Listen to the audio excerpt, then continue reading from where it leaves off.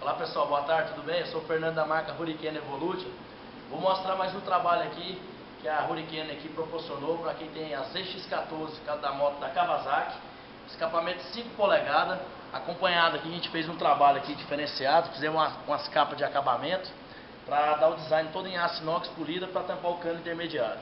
Vou ligar ela aqui, galera, para quem tem uma ZX14, quer trocar suas ponteiras original sem ter que danificar, mexer em nada na estrutura da moto, é só entrar em contato aí ou no nosso canal do YouTube ou no nosso telefone de contato.